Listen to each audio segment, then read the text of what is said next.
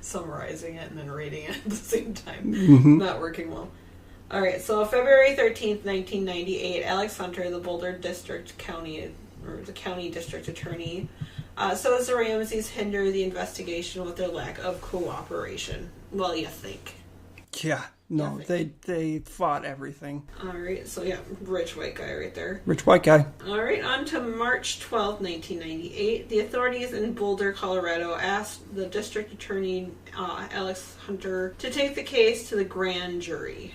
And June 1st through the 2nd, 1998, the Boulder police spent 2 days presenting results of the investigation to Alex Hunter's prosecution team and Dr. Henry Lee and DNA specialist Barry Scheck at the University of Colorado Coors Event Center. All right, June 24th through the 26th, 1998. John and Patsy Ramsey are interviewed separately over 3 days by the District Attorney's Officer of Colorado. August 12th, Colorado Governor Roy Romer and District Attorney Alex Hunter says that the case is going to the grand jury named as Special Prosecutor Michael Cain to present to the grand jury. September 15th, the hearings began with a presentation of the evidence. By September 20th, the investigator Lou Smith retires. Lou Smith had been the investigator that supported the intruder theory and even went on to national television showing people how it could be done. He said, quote, "John and Patsy didn't kill their daughter." Somebody's got somebody in their back pocket. Right. Rich white guy. You know, here's a few bills if you tell people that. October 13th, 1999. The grand jury disbands, stating, "We do not have sufficient evidence to warrant a filing of charges against anyone who has been investigated at this time." Really? Okay. So, many things were held up in the investigation because the animosity between the Boulder police and the district attorney's office. Yeah, they were constantly at war. It was ridiculous. All right, so there was a bunch of fuck-ups in this investigation. It was a clusterfuck. People they acted like they didn't know what the hell they were doing. Some of it, I can't blame it completely on them. This is the errors that happened during the investigation. The technical staff and the law enforcement, they lacked experience dealing with kidnapping, murder, and sexual assaults. That was the very first murder in Boulder, Colorado that year. So obviously they don't really have a lot of experience in it. The only ones that had experience in it were either ones that were they were transferred from another police department or the FBI agents that showed up. Now, authorities failed to secure the scene right away. Now, we've said that already, and they let the family friends move around the house freely and the family move around the house freely. So it contaminated any kind of evidence that was anywhere else. I'm convinced this is why we do not have a closed case to this day, is that the evidence that they did have is contaminated and easily explained away. So that's why we're at where we're at. That's why we're talking about it on this very podcast on this nice night. Authorities allowed the Ramseys to contaminate Jonbenet's body by moving it several times. They moved it from downstairs to the floor upstairs to underneath the fucking tree. Yeah, and the authorities accidentally and somewhat purposefully shared evidence with the Ramseys while they were doing the investigation, and this is before they were actually official suspects. So, but still, you don't just share evidence willy-nilly, and this is another reason why this case is still unsolved, which in the court of public opinion, it's fucking solved. Now, the Ramseys were not formally interviewed about the murder until months later by the police, like we already went over. April 30th was when they finally got interviewed, and that's 4 months later? So more than 4 months later, almost 5 months. The authorities got ahead of themselves a little bit when they found the DNA in Jonbenet's underwear. They found DNA in the underwear, and they basically came out and exonerated John and Patsy Ramsey because of the DNA not matching anybody in the family. This can be explained away by the fact that when you buy stuff from the store, it has DNA on it from people that have handled it in the store and people that have handled it in the factory. That is how much DNA they found on her underwear. It wasn't semen or blood or anything like that. No, it was a DNA transfer, wasn't it? It was a DNA transfer, so somebody touched it, and that's it. Right, and it could have been somebody touching even the plastic bag that her underwear could have been in on the inside while they were packaging it, and it rubbed off onto her underwear. It's that minuscule, and yet they made it sound like it was a sexual assault. Exactly. No, that's exactly what I'm talking about, too. That's ridiculous. All right, so now the infamous 911 phone call. We're going to play the phone call now, and you guys can see for yourselves. There's the last little part. I'm not going to coach you in it at all. You can hear what you want to hear and pick out what you want to pick out, but here's the 911 phone call. 911 emergency. Police. What's going on? 515th Street. What's going on there, ma'am? We have a kidnapping. Hurry, please. Explain to me what's going on, okay? There's a note left and our daughter's gone. A note was left and your daughter is gone? How old is your daughter? 6 years old. She's gone. 6 years old. How long ago was this? I don't know. I just found the note. And my daughter's Does gone. it say who took her? What? Does it say who took her? I don't know. There's a ransom note here. It's a ransom note? It says SBTC. Victory. Please. Okay, what's your name? Are you Kathy Ramsey. I'm the mother. Oh my God. Please. Okay, I'm sending an officer over, okay? Please. Do you know how long she's been No, gone? I don't. Please, we just got out. Is she right here? Oh my God, please. Okay, Please, there's somebody. I am, honey. Please. Take a deep breath for me, Please, okay? hurry. Patsy.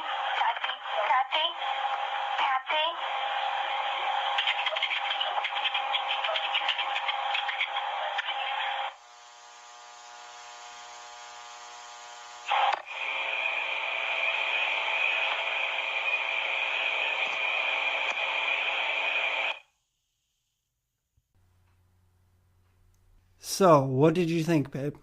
I think that really sounds like crap. It sounds like she staged everything, honestly. It's not believable to me. I wasn't able to follow along and believe her story. That's what I thought, too.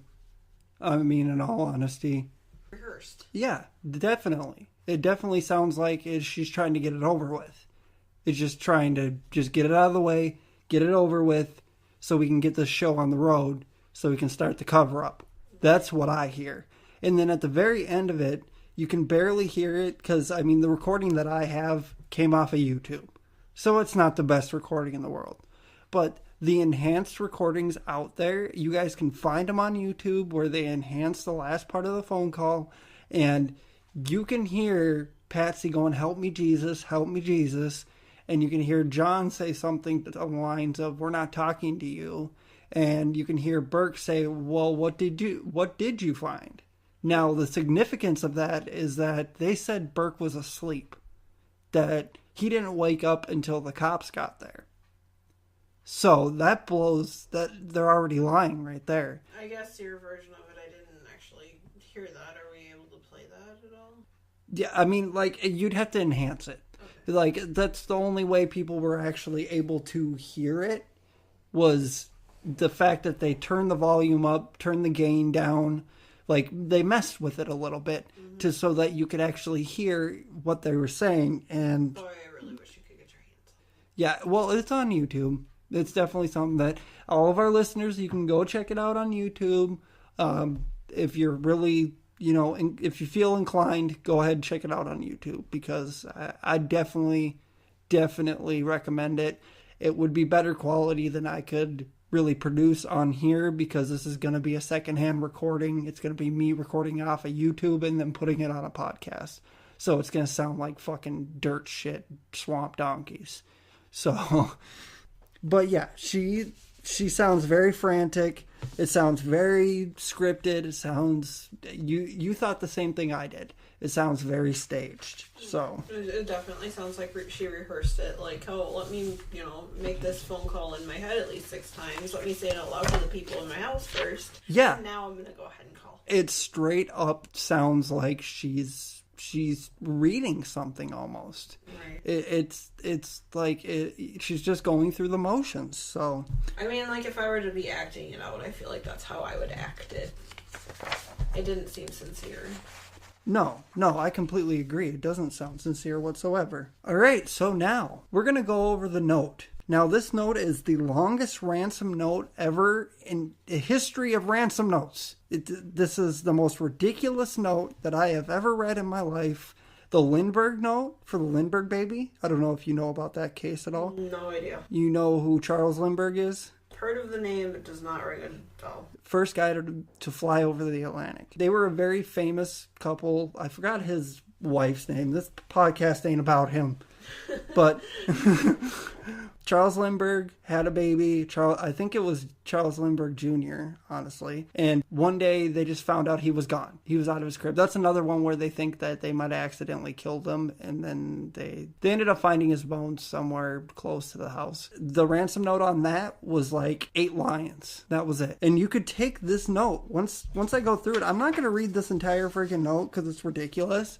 But everybody's heard the majority of this note. You could sum all this up into about 5 lines. And they have a total of 36 lines. 36 lines. And there's, 2 main paragraphs. And at the end it says Victory SBTC. Now, I looked up the Victory SBTC. And the only thing that I could find is Saved by the Cross. That's the only thing I could find. Now, apparently, Burke or John had some sports memorabilia that might have belonged to like some soccer team or something like that had those initials on it too. So that's possibly where it came from. I've highlighted a few things in the note, and it reads, I'll read the very first paragraph here. It says, Mr. Ramsey, listen carefully. This is a note, so I don't know why they're telling them to listen, but listen carefully. We are a group of individuals that represent a small foreign faction. We, and then there's 2 lines, there's a word that's crossed out. We respect your business, but not the country that it serves. At this time, we have your daughter in our possession. She is safe and unharmed, and if you want her to see 1997,